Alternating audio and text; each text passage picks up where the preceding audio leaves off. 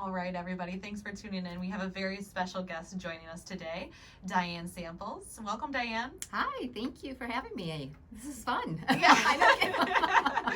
We were just saying it. We're not used to being out and about anymore, so this is really fun. Yes, and we're excited to have you. For those of you that don't know, Dianne is our Membership Development Director at the Howell Area Chamber of Commerce, and it's a treat today to be interviewing her about some of the things that we're doing at the Chamber, so we can keep our members in our community informed and engaged. So to get started, I thought it would be nice for Dianne to just share a little bit about yourself, Dianne, and kind of your career path and what led you to working at the Chamber. Oh, wow, that's a loaded question. I know. Well, just a little bit about myself. So both me and my husband, we weren't born in Howell, but we lived here since we were 5 years old. So we've pretty much been here our entire lives. We went to Howell schools. We graduated from Howell High School. We've raised our 3 kids here, and now they are starting to kind of plant roots in the area as well. So that's really exciting. They were very active in sports in high school, and my husband coached high school girls and boys basketball for about 20 years. And your kids are carrying that legacy, right? They are. So now my youngest is coaching the freshman girls basketball, and then my son-in-law, who is not at all from the area but has fallen in love with the area, like so many people do. He is on the football staff, the coaching staff for the high school football. So Very cool. Absolutely. And then my son is a Cleary University alum. So we have a lot of ties to this community, and it's just been a wonderful place to raise kids, and I'm excited to hopefully raise our grandchildren here and just continue the generations to keep flowing. Yeah, no, that's awesome. That's wonderful. And then as far as my background is actually in corporate banking. So I was in banking for 20 years. I started right out of high school and continued working through college, and then just continued on that career path, went into residential lending. And quite honestly, I had never thought of doing anything else. I just got kind of in my groove, and everything was going well until the crash of 2008, and that kind of changed everything, as it did for so many people. So at that point, I kind of had to step back and reinvent myself, which has been, it's been a process. It's been a long time, and I went back into sales and marketing. Even though I was in residential lending, that very much was a sales position. So I went into sales and marketing as far as working with Native Wholesale, which was a wholesaler for the floral industry, and Costco was my largest account. So at that time, nobody knew about Costco flowers, so I was tasked with having to get that out into the community so that I could manage my account. I had to get them to buy flowers from me. So that was when I really started getting involved in the chambers, and I was involved in the chambers a little bit in the banking world, but quite honestly, at that point in my life, I just didn't have a whole lot of time for it. I had 3 young kids.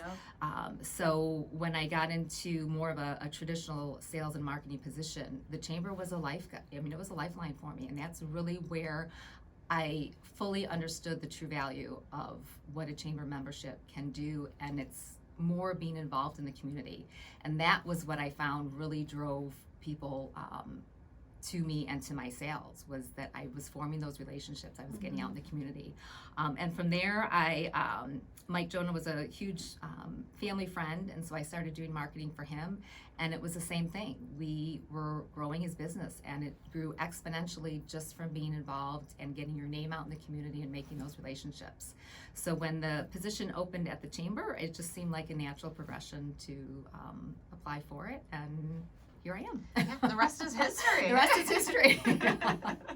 Awesome. Well, we are so grateful to have you. I think it's been a very nice transition for us. I know that we've been through a lot of transition at the Yes. chamber as well. So I think that your background and everything has really just translated very nicely into your role at the chamber in membership development. Well, So thank you.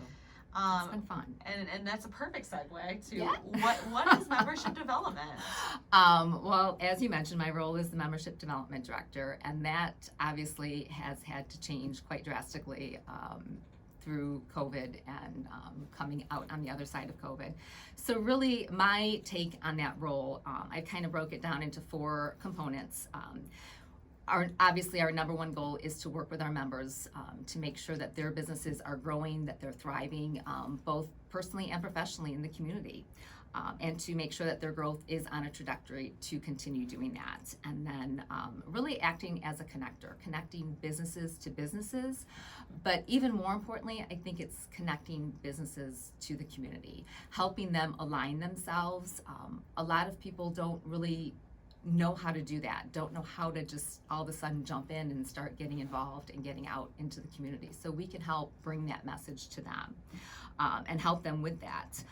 And then we act as a economic driver to the region. I mean, that's fundamentally, if we don't have people and visitors coming to our region, businesses are not going to thrive. So we do a lot of behind the scenes work trying to make sure that we are making sure that people are coming to the community and that they know what's here and they know what a great place this is. So we have to, we really have to work extensively to make sure that we get that message out. And then just being that relevant and reliable resource for the members so that they know that if they have a question or if they are kind of lost and don't know what to do or where to go, they at least have someone that they can reach out to. We may not know the answer, but we certainly will make sure that we can at least connect them with someone that does or point them in the right direction to get that process moving for them. Absolutely, and I think that breaking that down into 4 components was key. It's a big job, it's a big role, and I think that sometimes, it's people or our members. We want to make sure that we know that they're top of mind because there is a lot that goes on behind the scenes. So and being that economic driver is huge, and we know that we have to. There's so many components that go along with that, including workforce development, attraction, retention for employees, and a skilled workforce as well. So we're excited to invite some guests on later on down the line on the show to address some of those issues as well. But thank you for all of the work that you do at the Chamber, because it is so vitally important to the success of the organization and to the community. Well, I appreciate that, but as we've talked about, we are definitely a team, and no person can do this alone. And it takes all of the members too. I mean, everything we do essentially we have to involve the community, because we are, we're 2 people. Exactly. And and that's what, again, being very involved in the Chamber on the other side, on the business side, I had no idea the amount of work that went into simple networking events, the programming, the large community events. You think you kind of have a grasp on it, like, oh yeah, but once you get in the throes of it, it was really an eye-opener for me. So it definitely is different being on this side, but I think that too also helps me relate a little bit with the businesses, because I've been on that side, and I know what they're looking for, and hopefully can present it and address their concerns and come up with some solutions for them. Yeah, absolutely. And I think that again is unique to how your experience translates into this role. So how has the Chamber evolved in the last year? Oh, I'm so glad you asked. I have my nerdy notes, and we have our new initiative, which is our Path Forward. I don't know if people can see that or not, but anyways, obviously, when COVID hit, we were in the same position as many businesses were.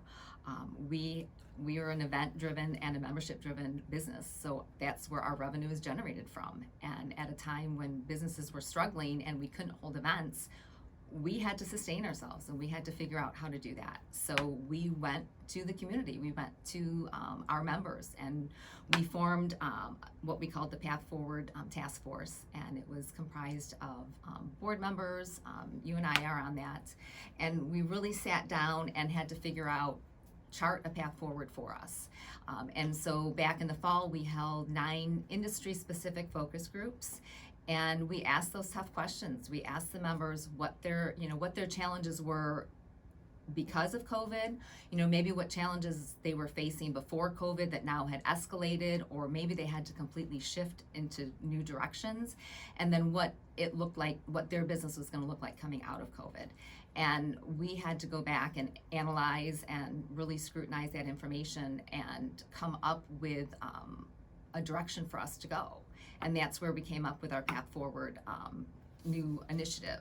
And I think you talked a little bit about how we broke that down. So that is broken down into economic and workforce development, organizational and community excellence, and then the catalytic leadership.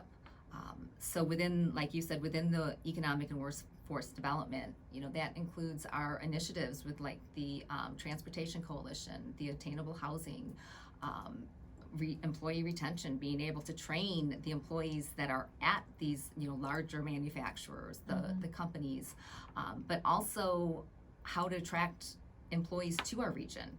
And that all goes back to kind of that community aspect is, we have to have a vibrant community, and we have to have a great quality of life that is going to that it's going to attract people to come here.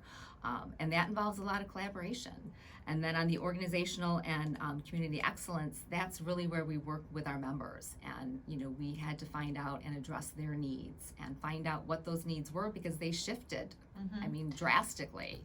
Absolutely. And be able to provide things and resources within a time where we didn't know what we were going to be allowed to provide. So, networking in a virtual hybrid format, what that might look like, but also platform opportunities as well. So we came up with the Member Marketing Advantage program. Exactly. So, no, that's all very exciting stuff, and I know that we have that graphic on our website under our mission. So we encourage you to take a peek at that as well.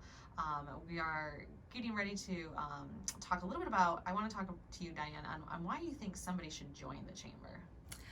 Well, I was really, that's been my personal mission, is to really bring, kind of awareness to the community about everything that the Chamber does.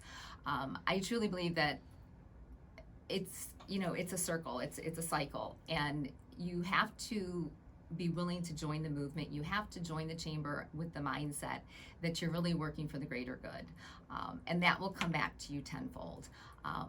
Sometimes it's hard to quantify, put a dollar value on that and say, okay, your Chamber membership is X and you're going to make that back in 12 months or 6 months. But really, it's that community piece. It's being involved in something that's larger than yourself, and that really is for the greater good of the community. And by getting yourself out there and volunteering and aligning yourself with community stakeholders, with your neighbor next door, with other business owners, that's where that relationship is formed. And when people see you out and about in the community, that adds so much credibility to your business, because it lets them know that you recognize and you value the community. A business is only as strong as the community that they serve. So if you don't have a strong community foundation, businesses don't have a chance to thrive. That's perfect, and I honestly couldn't have said it any better myself. That was absolutely wonderful.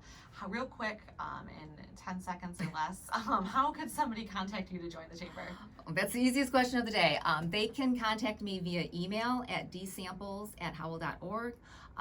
They can call the Chamber, 517-546-3920, or they can go online and join. So if you go online to howell.org, hit the join button, there's a tab that says join online, and you can register right there. Awesome. Thanks so much, Dianne. All right, thank you.